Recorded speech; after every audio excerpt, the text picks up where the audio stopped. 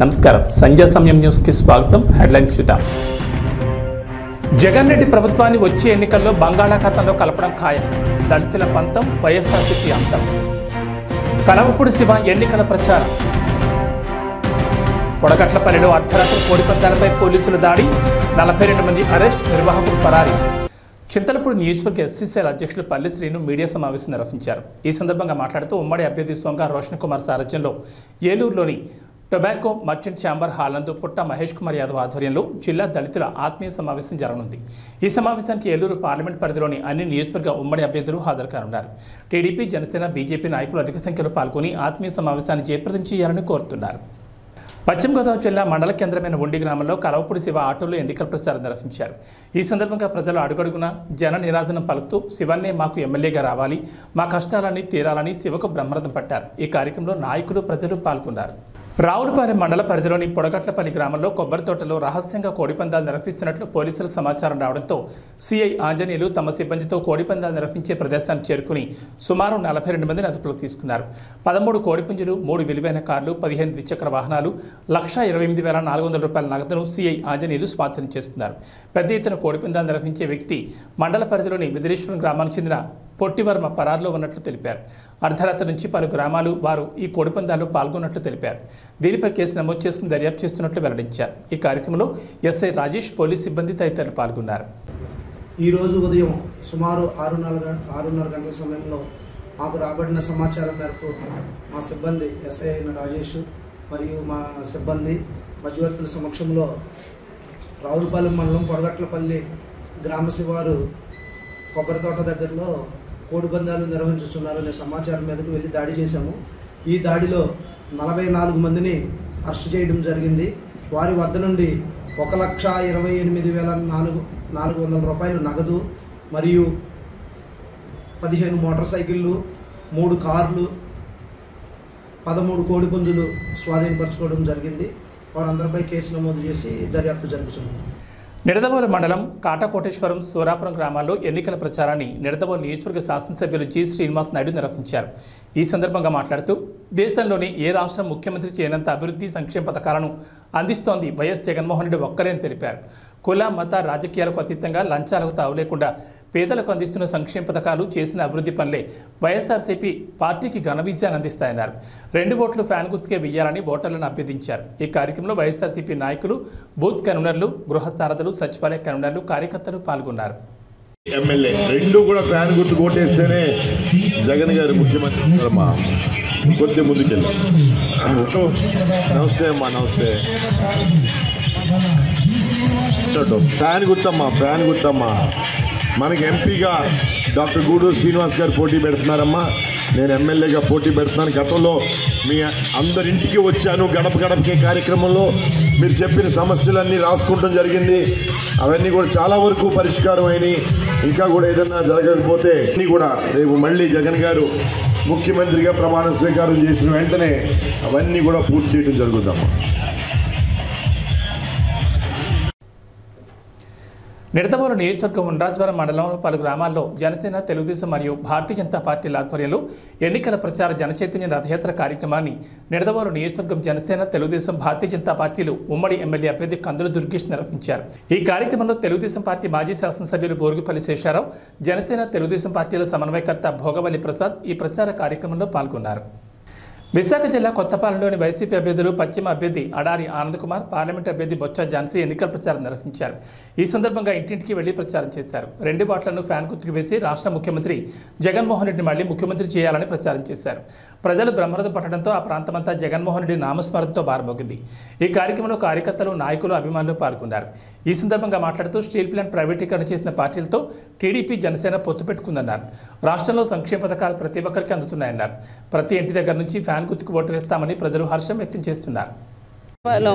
మరి ఈ ప్రాంతంలో ఈరోజు ఎన్నికల ప్రచార సభ ప్రారంభించి ప్రతి ఇంటి దగ్గర, ప్రతి గడపకు కూడా ఈరోజు జగనన్న ఇచ్చిన మరి వారికి అనేక సంక్షేమాలు కానీ, ఇంకో పక్కన ఈ ప్రాంత అభివృద్ధి కానీ, అంతేకాకుండా నిరంతరం ఇక్కడ అందుబాటులో ఉండే ఆనంద్ గారు ఇక్కడ శాసనసభ్యులుగా మరి ఈరోజు వైఎస్ఆర్సీపీ పార్టీ నుంచి, అలాగే ఇక్కడ ఆడపడుచుగా ఇక్కడ పెరిగి ఇక్కడ చదువుకొని ఇక్కడ ఆడపడుచుగా ఈరోజు నాకు ఒక అవకాశం ముఖ్యమంత్రి గారు పుట్టింటి దగ్గర సేవ చేసే భాగ్యాన్ని నాకు కల్పించారు.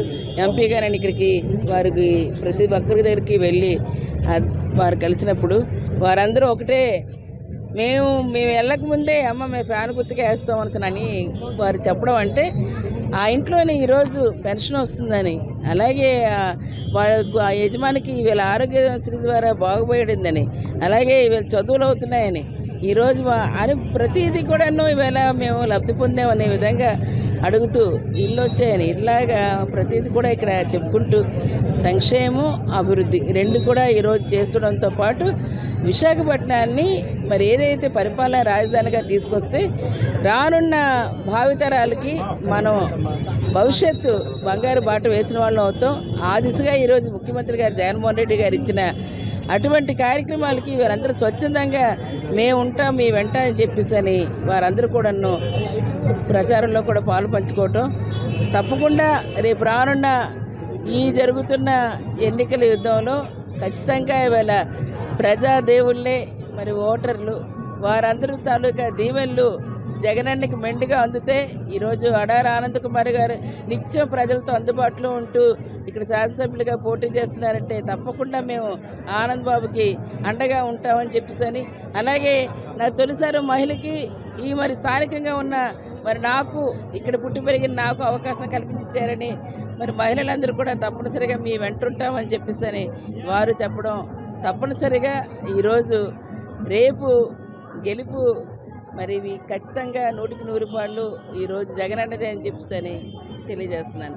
ఎక్కడికి వెళ్ళినా స్పందన విశేష జనాదరణ స్పందన ఈరోజు జగనన్నకి మేము అండగా ఉంటాం. జగనన్న ముఖ్యమంత్రి కావాలి రావాలని ప్రభుత్వ ఆదాయానికి ఎండకొడుతూ ప్రభుత్వ పంపిణీ పీడీఎస్ రైస్ పక్కదారికి మళ్లిస్తున్న వ్యక్తులను టాస్క్ ఫోర్స్ పోలీసులు అదుపులోకి తీసుకున్నారు. రైస్ మిల్లులో నిల్వ ఉంచిన సుమారు 500 టన్నుల పీడీఎస్ రైస్ 3 లారీలు 4 డీసీఎంలు సీజ్ చేశారు పోలీసులు. సంగారెడ్డి జిల్లా పటాన్చెరు పాసమైలాలలో అక్రమంగా నడుపుతున్న రైస్ మిల్లులో పీడీఎస్ బియ్యాన్ని బీడీఎల్ బానూరు పోలీసులు పట్టుకున్నారు. ఈ సందర్భంగా మాట్లాడుతూ జిల్లా వ్యాప్తంగా జరుగుతున్న వివిధ రకాల అసాంఘిక చట్ట వ్యతిరేక కార్యకలాపాలను అరికట్టేందుకు జిల్లాలో స్పెషల్ టాస్క్ ఫోర్స్ పోలీసు బృందాలను ఏర్పాటు చేశామన్నారు. అక్రమ మద్యం, కల్తీపాలు, పీడీఎస్ రైస్ అక్రమ రవాణాపై టాస్క్ ఫోర్స్ పోలీసు బృందాలు ప్రత్యేక దృష్టి సారించినట్లు చెప్పారు.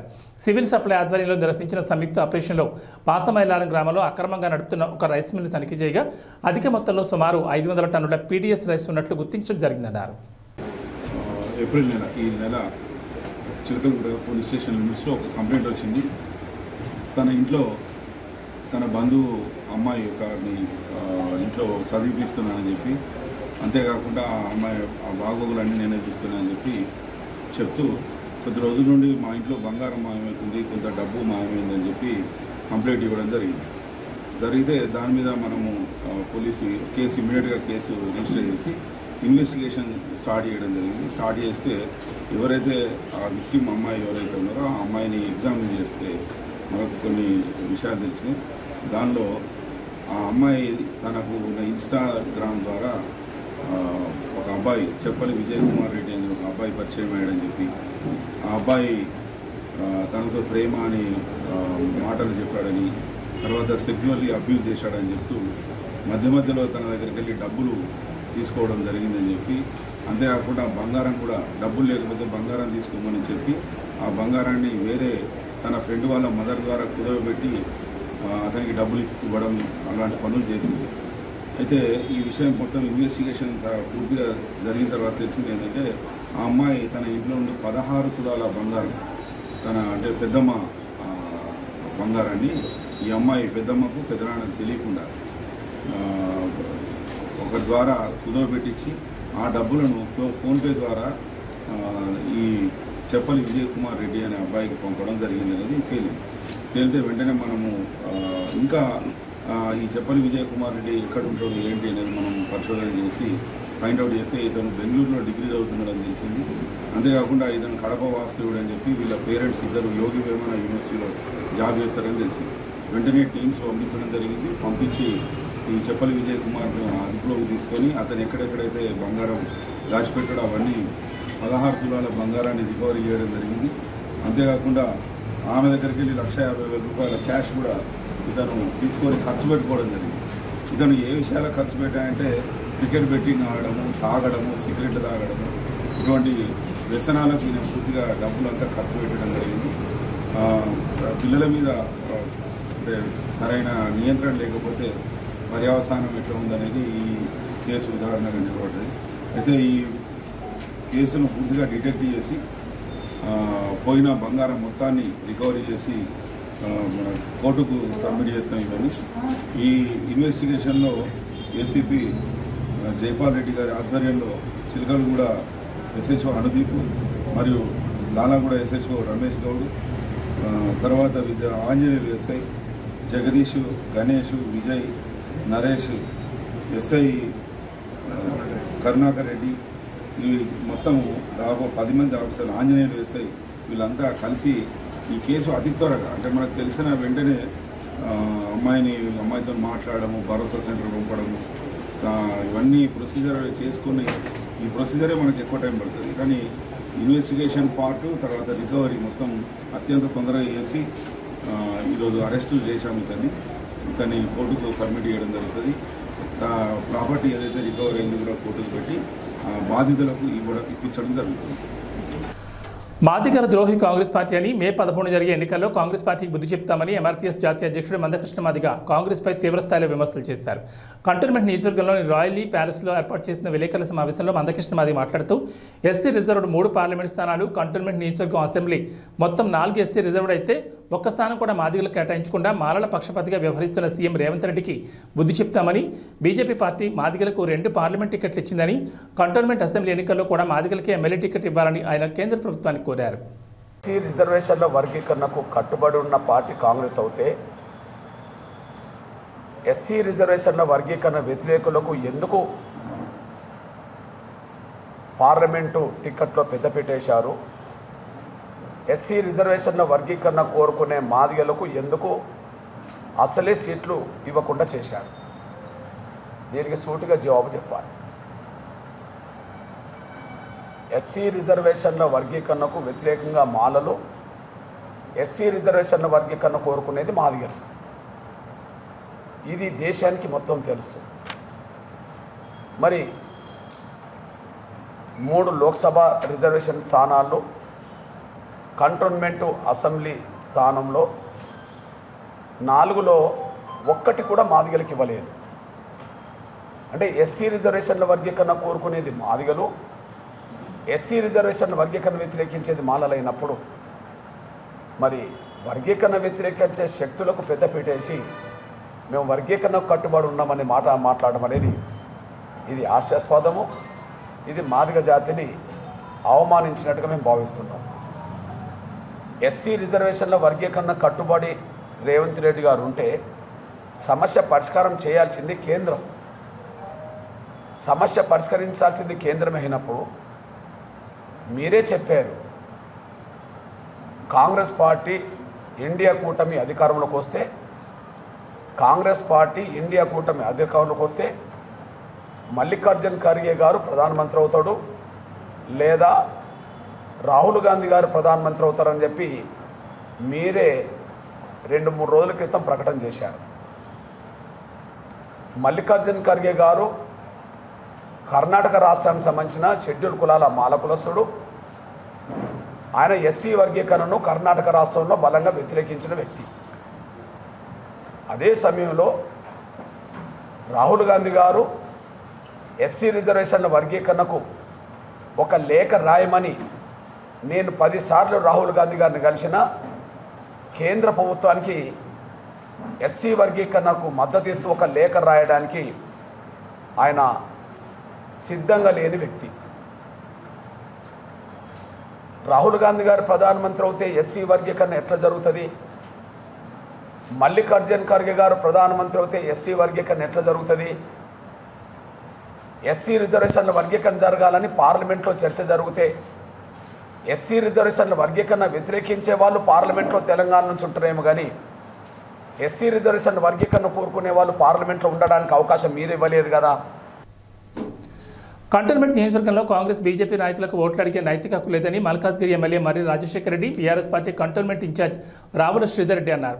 బోయినపల్లిలోని మర్రి రాజశేఖర రెడ్డి పార్టీ కార్యాలయంలో ఏర్పాటు చేసిన విలేకరుల సమావేశంలో రావుల శ్రీధర్ రెడ్డి ఎమ్మెల్యే మర్రి రాజశేఖర రెడ్డి మీడియాతో మాట్లాడుతూ 30 ఏళ్ల ప్రజా జీవితంలో సాయన్న ఎంతో సేవ చేశారని, ఆయన అడుగుజాడల్లో నివేదిత నడుస్తూ ప్రజలందరికీ సేవ చేయడానికి మన ముందుకు వస్తోందని, కాబట్టి ప్రతి ఒక్కరూ కారు గుర్తుపై ఓటు వేసి అత్యధిక మెజార్టీతో గెలిపించాలని ప్రజలను కోరారు. ఎమ్మెల్యే అభ్యర్థి నివేదిత మాట్లాడుతూ కాంగ్రెస్ పార్టీకి పారాసిట్లు వస్తారని, బీజేపీ పార్టీకి అభ్యర్థులు లేరని, నన్ను ఆశీర్వదించి అసెంబ్లీకి పంపిస్తే నియోజకవర్గాన్ని మరింత అభివృద్ధి చేస్తానని ఆమె తెలిపారు. పెట్టించినందుకు మా కేసీఆర్ గారికి, మా వర్కింగ్ ప్రెసిడెంట్ కేటీఆర్ గారికి, మా కవితక్కకి, మా హరీష్ రావు గారికి ప్రత్యేక ధన్యవాదాలు. ఈ కష్టకాలంలో మాతో ఉంటూ మమ్మల్ని ఓదారుస్తూ మాతో నడుస్తున్న మా రాజన్నకి, మా ఎక్స్పోర్ట్ సభ్యులకి, మా ముఖ్య లీడర్లకు, మా ఉద్యమకారులకు, ప్రతి ఒక్క కార్యకర్తలకు నా హృదయపూర్వక ధన్యవాదాలు. 30 years నుండి డాడీని సేవ చేస్తూ చివరి నిమిషం వరకు ప్రజల సేవతోనే ఉన్నారు. అలాగే మీరు కూడా, ప్రజలందరూ కూడా ఆయనను ఆదరించి ఆయన ప్రతిసారి గెలిపించుకుంటూ వచ్చారు.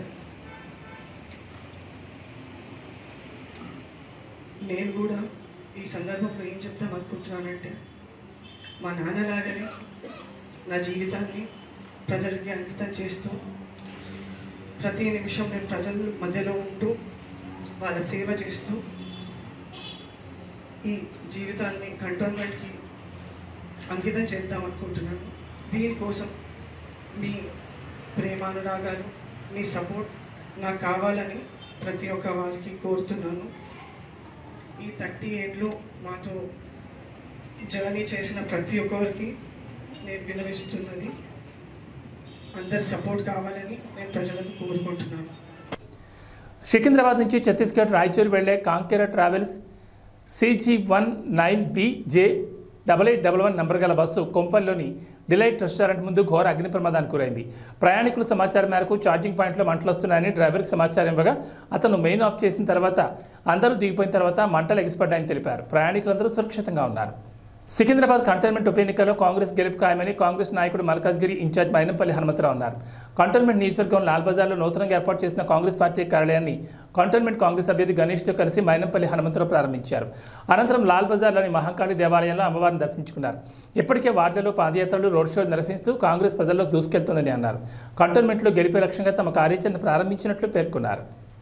శ్రీ సత్యసాయి జిల్లా పుట్టపర్తి కేంద్రంలో అగ్నిమాపక వారోత్సవాల్లో భాగంగా అగ్ని ప్రమాదాలు జరగకుండా నివారించేందుకు అగ్నిమాపక సిబ్బంది ర్యాలీ నిర్వహించి ప్రమాదాలు జరిగినప్పుడు తీసుకోవాల్సిన జాగ్రత్తలు ప్రజల్లో అవగాహన కల్పిస్తూ కార్యక్రమం నిర్వహించారు.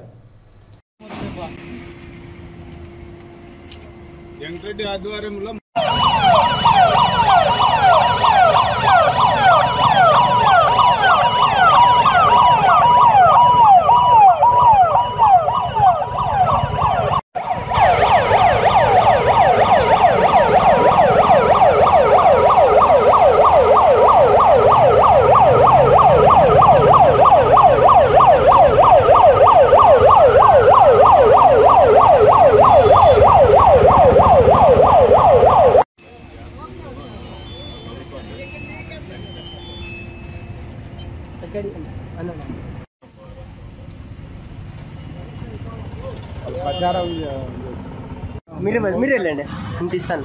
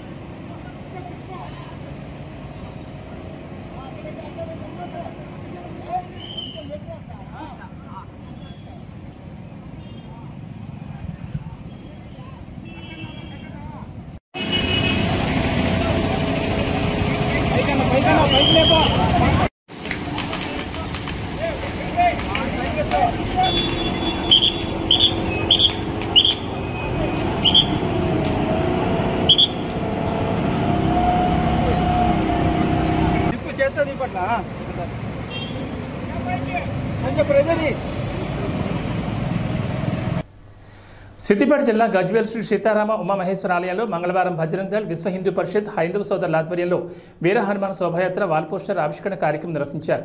ఈ సందర్భంగా పురోహితులు రాజశేఖర్ శర్మ మాట్లాడుతూ ఈ నెల 23న హనుమాన్ జన్మదినోత్సవాన్ని పురస్కరించుకుని శ్రీ సీతారామ ఉమామహేశ్వర ఆలయం నుండి పురవీధులకుండ సంతోషమేత ఆలయం వరకు శోభాయాత్ర నిర్వహించడం జరుగుతుందని, ఈ కార్యక్రమంలో హైందవ సోదరులు పెద్ద ఎత్తున పాల్గొని హిందువుల ఐక్యత చాటాలని కోరారు. ఈ కార్యక్రమంలో పెద్ద ఎత్తున హైందవ సోదరులు తదితరులు పాల్గొన్నారు. మన గజవెల్లి పట్టణంలో అత్యంత ప్రాచీనమైనటువంటి శ్రీ సీతారామ ఉమామహేశ్వర స్వామి దేవాలయం నుండి శ్రీ క్రోధినామ సంవత్సర చైత్ర శుద్ధ పౌర్ణమి మంగళవారం తేదీ 23 ఏప్రిల్ 2024 ఉదయం 9 గంటల నుండి హనుమత్ విజయోత్సవ శోభాయాత్ర శ్రీ ప్రసన్నాంజనేయ స్వామి ఆలయం సంగాపూర్ రోడ్డు సంతోషమాత ఆలయం వరకు కొనసాగుతుంది. అందరూ ప్రతి ఒక్కరు కూడా కేవలం గజ్వేల్ పట్టణంలో ఉన్నటువంటి యువతనే కాకుండా ప్రతి ఇంటి నుంచి ఒక వ్యక్తి ఖచ్చితంగా ఈ శోభాయాత్రలో ప్రత్యక్షంగా పాల్గొనాలి. ప్రతి చేతిలో కాషాయ జెండా ఉండాలి. ప్రతి నోటి వెంట జయ శ్రీరామ్ అనేటువంటి నామము ఇక్కడి నుండి మొదలుపెట్టి సంగాపూర్ రోడ్లోని సంతోషిమాత సహిత సత్యనారాయణ స్వామి ప్రసన్నాంజనేయ స్వామి ఆలయం వరకు కొనసాగాలి.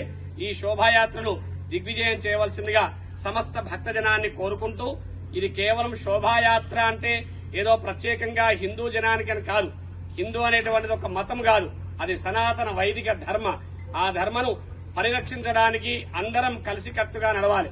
జై శ్రీరామ్ అని పలుకుదాం, కలిసికట్టుగా నడుద్దాం. ప్రతి ఇంటికి ప్రతి చేతికి ఒక కాషాయ జెండా తప్పనిసరిగా పూనుకొని మన ధర్మాన్ని రక్షిద్దాం, మన యొక్క ఉనికిని కాపాడుకుందాం. సనాతన వైదిక ధర్మాన్ని కాపాడి మన భావి తరాలకు మన వైదిక ధర్మను అందిద్దాం. జై శ్రీరామ్, జై శ్రీరామ్. ఏబీ బులెటిన్ విశేషాలు. నమస్కారం.